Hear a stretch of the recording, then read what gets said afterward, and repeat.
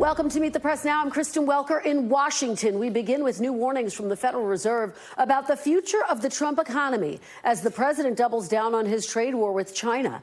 This afternoon, the central bank announced it was leaving interest rates unchanged, bucking the president's demands to lower rates, while bluntly warning that uncertainty about the economic outlook has increased further, in part saying due to the president's tariffs. It comes as the president's team confirmed its first high-level meeting with China, which is our nation's top supplier of goods, as Treasury Secretary Scott Bessent and U.S. Trade Rep Jamieson Greer travel to Switzerland this weekend to meet with their Chinese counterparts. It also comes as the president's ambassador to China, David Perdue, was officially sworn in from the Oval Office. The president took questions from reporters and had some short but terse words for Beijing. China says in order to have substantive negotiations, you have to bring down your 145% tariffs. Are you open to pulling back your tariffs in order to get China to the negotiating table? No. China said the U.S. initiated the trade talks this weekend and that its position hasn't changed. Are you still confident you can reach a deal with China? They said we initiated? Well, I think they ought to go back and study their files.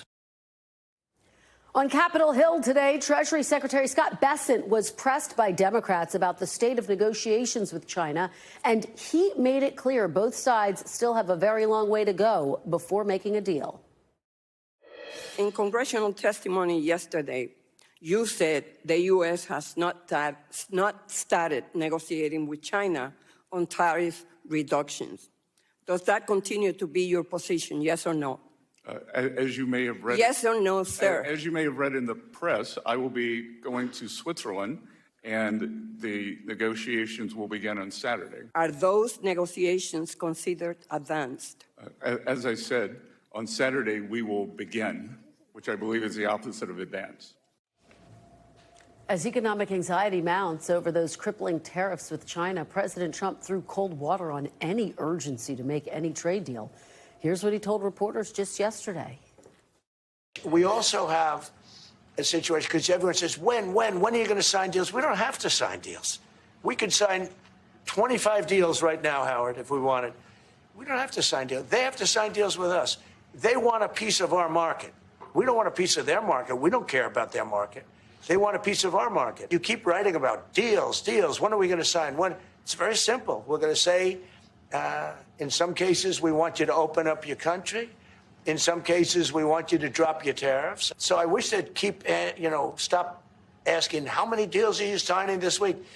Because one day we'll come and we'll give you 100 deals, and they don't have to sign.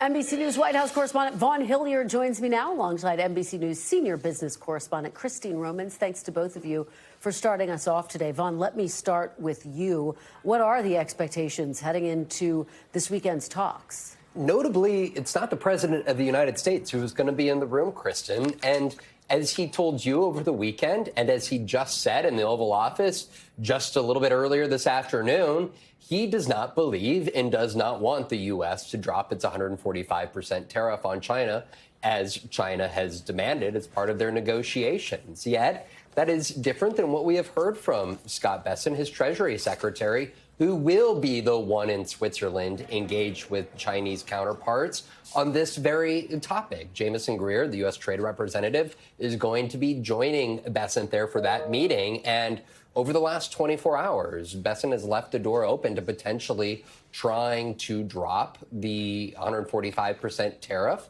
He was specifically asked about this meeting here today, well, up on Capitol Hill, and he said it is the start of a conversation. It's far from being advanced. And when he was asked last night on Fox about the basis of this meeting, right, it was not necessarily about negotiating a deal, but at least de-escalating the tariff standoff. And naturally, the de-escalation that China has demanded would be a drawback, a drawdown of the tariffs that this White House have imposed and that the president has suggested he has no interest in removing. Yeah, and Vaughn, it was so interesting to hear him say, look, we don't need to be announcing deals. And yet, what Wall Street wants, what CEOs want, is clarity on what his trade policy is going to look like moving forward. Take us behind the scenes of some of your conversations. What are sources saying to you about those comments and the thinking that led to them?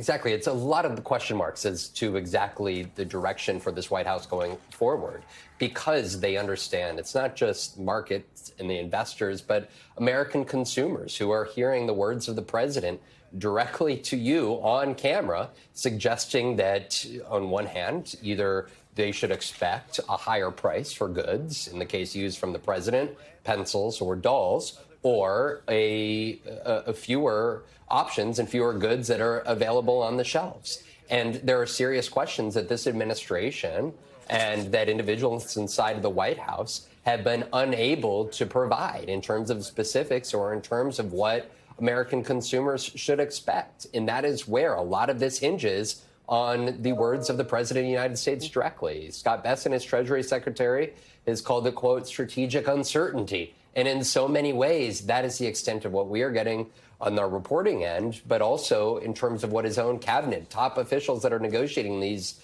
potential deals or potential set of standards and price points of tariffs that they intend to offer up to other countries. That is effectively what is being conveyed from the Oval Office. And Vaughn, just finally, before I go over to Christine Romans, the president in his interview with me and elsewhere has been very clear. He wanted the Fed to cut interest rates today. That did not happen. Any word on reaction and when we might get the next Truth Social post which responds to this? Right. It was actually one interesting comment from Jerome Powell, the Fed chair, this afternoon that I thought was notable. And that was when he was asked whether he has met or spoken with President Trump, who has called him a loser, told you that he was a big stiff. Of course, he has met the ire of the president for not lowering interest rates previously. And then, of course, today they held firm yet again. And he said that it is, in his belief, never the role of the Fed chair to request a meeting at the White House with the president, but that typically that comes at the request of the president. At this point in time, despite his public dissension from Fed Chair Powell and the Fed's decisions, the president has not requested a meeting directly with Powell one-on-one. So I think that is notable here that the president has continued to try to use the social media account and the airwaves to express his ire with the Fed's decision, as opposed to having that meeting directly with Powell himself. Yeah, and saying at this point he has no intentions of trying to remove him. Vaughn Hillyard, thank you so much. Christine Romans, let me head over to you now. Let's start with these upcoming talks between the U.S. and China. What are the implications of that for investors, for Wall Street? Will that start to calm some of their fears? Look, it's an important first step here, and it means the door, instead of slammed shut and locked, at least the door is opening a crack here. And you rightfully talked about Scott Bessent, the Treasury Secretary, saying essentially the goal here is de-escalation. So they've got to stop things from getting worse here before they can get better. And that's what people are really, really eager for. But there still is uncertainty. We don't know if this could be the beginning of us very soon resulting in a reduction in the 145% tariffs on China. Those tariffs are so high, it's essentially a trade embargo between the two biggest economies in the world. That is, in the Treasury Secretary's own words from last week, unsustainable. And Christine, of course, we weren't expecting the Fed to cut interest rates, but what are the implications of this decision now being made, but also those very strong words that the Fed chair had about the state of the economy today? There is more uncertainty today than a week ago, right? And uncertainty is kryptonite for business people, for anybody trying to make a plan or deploy a dollar or hire a new worker, right? So you heard the Fed chief and the Fed say that essentially the risks are rising. There's a higher chance of rising unemployment and rising inflation. He didn't use the word stagflation. Stagflation is the scariest thing we have in economics. And he didn't use that word, but that's what those two particular conditions taken together mean. So very, very clearly what we call a hawkish position from the Fed, even though it didn't do anything. What it said was there's so much uncertainty.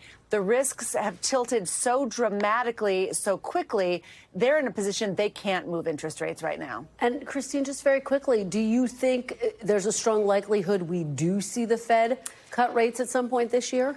when you look at markets are pricing in two or three maybe rate cuts later this year, but pushing them later all the time, because the risk is you cut rates here right now, it would make the president happy, but it could really inflame a situation where you've got inflation and you've got slowing growth, and that's again a very dangerous combination in an economy. All right, Christine Romans, thank you so much for your reporting and your insights. welcome. We really appreciate it. Thanks for watching. Stay updated about breaking news and top stories on the NBC News app or follow us on social media.